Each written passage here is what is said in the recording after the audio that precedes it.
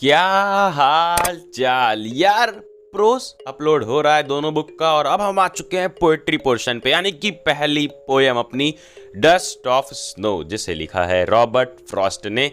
यार ये छोटी सी 8 लाइन की पोयम तुम्हें इस वीडियो में पूरी समझ में आने वाली है, line by line, word to word NCERT की पूरी समरी हम लोग देखेंगे डिटेल में। हम लोग इसके पोएटिक डिवाइसेस देखेंगे, राइम स्कीम, और फिर इसके प्रीवियस ईयर क्वेश्चंस जो कि सब्जेक्टिव हैं, एक्सपेक्टेड क्वेश्चन सब्जेक्टिव हैं, एमसीक्यूज लेटेस्ट इस बार के ऑब्जेक्टिव, जो आगे समरी के बाद हम खुद इस वीडियो में सॉल्व भी करेंगे, और कॉम्पिटेंसी बेस्ड क्वेश्चंस भी। ये सब कुछ एक पीडीएफ में, एक वर्कशीट की फॉर्म में विद आंसर्स तुम्हें डिस्क्रिप्शन में मिल जाएगा, तो इस वीडियो के बाद वो वर्कशीट जरूर से लगाना। सबसे पहले हम देख लेते हैं इस पोयम का ओवरव्यू। यार देखो, एक आदमी होता है अपना पोएट जिसका नाम है रॉबर्ट फ्रॉस्ट। उसका पूरा दिन यार बहुत ही दुखी जा रहा होता है, बहुत ही बेकार सा दिन जा रहा होता है, और वो राह से गुजर रहा होता है, यानी कि रास्ते से जा रहा होता है, और बर्फबारी का मौसम होता है। पेड़ के नीचे एक वो रुकता है। पेड़ कौन सा होता है? Hemlock tree. ये सब अभी हम डिटेल में देखेंगे। पेड़ के नीचे वो एक रुकता है, पेड़ पे बैठा होता है कौवा। कौवा पेड़ हिला देता है और हमारे पोएट के ऊपर गिर जाती है बर्फ, और उसके बाद क्या होता है यही देखना है इस पोएम में। अब देखो, ये बिल्कुल एक नॉर्मल सा इंसिडेंट है, यानी कि पोएट जा रहा था, उसके ऊपर बर्फ गिर गई। तो अब ये नॉर्मल इंसान तो है नहीं कि ये गुजर जाए। ये है पोएट, यानी कि कवि। ये वहां पर बैठ के बना दी एक पोएम, कुछ सोच समझ के इन्होंने पोएम लिखी है, और काफ़ी शानदार लिखी है। तो आओ चलते हैं हम एनसीईआरटी की लाइन बाय लाइन समरी पे। आते हैं पहले स्टैंजा पे। The way a crow shook down on me, यानी कि जिस तरह से कौवे ने, शूक का मतलब हिलाना, हिलाकर मेरे ऊपर। शूक डाउन ऑन मी, क्या हिलाया था? उस कौवे ने हिलाया था पेड़, जिस पेड़ पर वो बैठा था। हमारे पोएट जा रहे थे, रास्ते में रुक गए, ऊपर पेड़ था, पेड़ के ऊपर बर्फ थी, और वहां आके बैठ जाता है कौवा, और वो पेड़ हिला देता है। फिर आगे, the dust of snow from a hemlock tree, यानी कि डस्ट का मतलब यहाँ पर है कि भुरभुरी सी, यानी कि पतली पतली छोटी छोटी जो बर्फ की वो होती है, जैसे हम लोग गोला बना के खाते हैं, वो। द डस्ट ऑफ स्नो, यानी कि स्नो के particles, from a hemlock tree, वही पेड़ जिस पर बर्फ लदी हुई थी। और वो पेड़ कौन सा था? Hemlock tree. यार हेमलॉक ट्री एक पॉइजनस ट्री होता है, यानी कि जहरीला पेड़। और जैसे हमारे यहाँ पे बिल्लियों को मानते हैं एक बैड लक का साइन, उसी तरह से फॉरेन कंट्रीज में क्रो, यानी कि कौवे को मानते हैं एक बैड लक का साइन, कि अब यार ये हो गया, मेरे सामने से कौवा चला गया, ये हो गया, अब तो मेरा पूरा दिन खराब जाएगा। और कौवा तो कौवा, ऊपर से पोएट को मिल गया हेमलॉक ट्री, यानी कि एक जहरीला पेड़। तो अब दोनों साइन थे बैड लक के।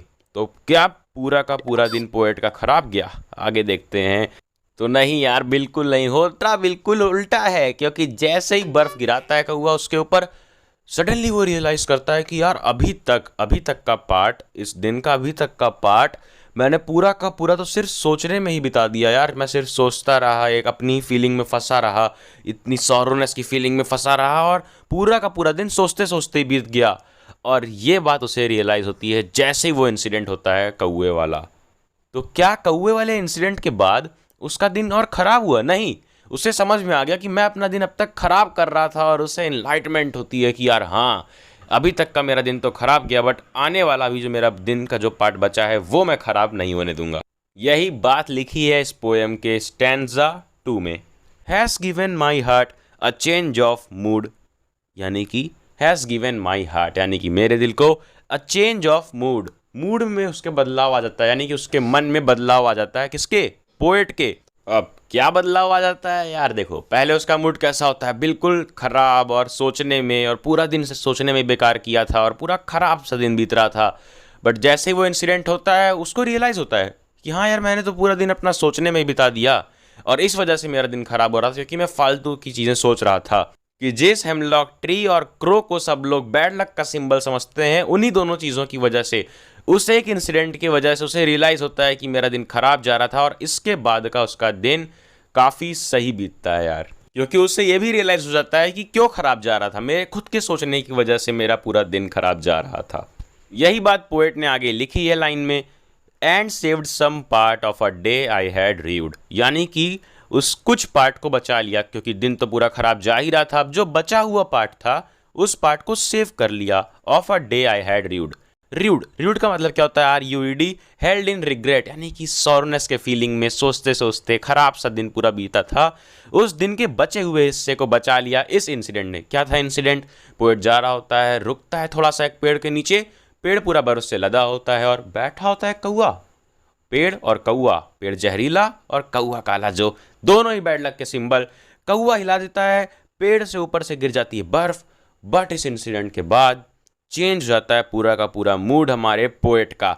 और इससे पर है ये पूरी पोएम, और ये इस हमारी एनसीईआरटी की line by line summary. I hope तुम समझ गए यार। क्वेश्चंस तो तुम्हारे सारे के सारे डिटेल्ड आंसर के साथ नीचे डिस्क्रिप्शन में दी गई वर्कशीट में मिल जाएगा।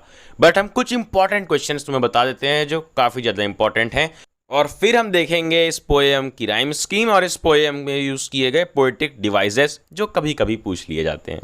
तो सबसे पहला इंपॉर्टेंट क्वेश्चन एनसीईआरटी में ही दिया हुआ question, what is the dust of snow, what does the poet say has changed his mood and how has the poet's mood change. ये इंपॉर्टेंट है कि पोएट का मूड कैसे चेंज हुआ। तो मैंने तुम्हें बताया कि जब वो इंसिडेंट होता है क्रो का पैर हिलाना और फिर बर्फ़ गिर जाना, वो इंसिडेंट के बाद उसको रियलाइज़ होता है कि मैंने सोचते सोचते पूरा दिन अपना ख़राब किया है, बट अब ऐसा नहीं। अब वो रिफ्रेश फील करता है कि अब मैं आने वाला समय, अपना आने का बचा हुआ दिन पूरा अच्छे से इंजॉय करके बिताऊंगा। फिर अगला important question, what does the poet Robert Frost want to convey through the poem dust of snow. अब ये एक मॉरल क्वेश्चन है। मॉरल क्या है इस पोएम का? मॉरल सिंपल शब्दों में यही है कि कोई भी चीज़ हो वो बैड लक या गुड लक तभी होगी जैसा हम मानेंगे और जैसा हम उसे परस्यू करेंगे आगे के समय में। कैसे? अगर कोई बिल्ली रास्ता काट गई और तुम सोचो कि यार सच में बिल्ली बैड लक होती है, तो जैसा तुम सोचोगे वैसा ही तुम बिहेव करोगे और पूरा दिन तुम्हारा खराब जाने वाला है। बट अगर तुम सोचोगे कि नहीं यार, इससे तो मेरे दिमाग में कुछ स्ट्राइक किया कि अरे यार ऐसा, तो अब तो मेरा दिन और अच्छा जाएगा, तो सच में तुम्हारा दिमाग वैसे काम करेगा, तुम वैसे काम करोगे और पूरा दिन तुम्हारा अच्छा जाएगा। तो अगली बार से जब भी तुम बिल्ली देखना, तो ये नहीं कि तुम वहीं बैठ के अपनी तांत्रिक विद्या चालू कर दो। और हाँ, पोएटिक डिवाइसेस की ओर बढ़ने से पहले तुम मुझे एक बात बताओ, तुम्हें क्या लगता है कि वो सच में बर्फ थी जो पोएट के ऊपर गिरी थी? क्योंकि वाइट वाइट तो कुछ और भी होता है यार। अब हम आते हैं पोएटिक डिवाइसेस क्या यूज किए गए हैं इस पोएम में, यानी कि किस तरीके से वर्ड्स का यूज किया गया है पोएम को ब्यूटीफुल बनाने के लिए। देखो, पोएटिक डिवाइसेस, सारे पोएटिक डिवाइसेस एक अलग वीडियो में बना के समझा दूंगा एग्जाम से पहले। बट यहाँ पर किसी भी पोएम में पोएटिक डिवाइसेस जब भी ढूंढना, तो सबसे पहले देखना कि क्या पोएम के एक लाइन के एंड में कॉमा, क्वेश्चन मार्क, ऐसा कोई भी साइन यूज हुए हैं। अगर नहीं हुए हैं, ऐसी जो भी पोएम होती है जिसमें वो साइंस यूज नहीं होते हैं, वहां पर एक पोएटिक डिवाइस होता है जिसका नाम है इंजैम्पमेंट। फिर आगे बढ़ते हैं, आगे देखना दूसरी चीज तुम पोएम में नोटिस करना कि क्या कहीं भी कोई 2-3 वर्ड जिसका पहला लेटर सेम है वो रिपीट हो रहे हैं। जरा देखो इस पोएम में, पहली लाइन में नहीं, दूसरी में नहीं है, तीसरी में नहीं है, चौथी में नहीं है, पांचवी में देखो, has given my heart. Has और हार्ट का एच मैच हो रहा है। वैसे तो saved some part of life में भी एस मैच हो रहा है, यानी कि 2 लेटर साइमल्टेनियसली यूज किए गए हो। वहां पर होता है एक पोएटिक डिवाइस जिसका नाम है एलिटरेशन।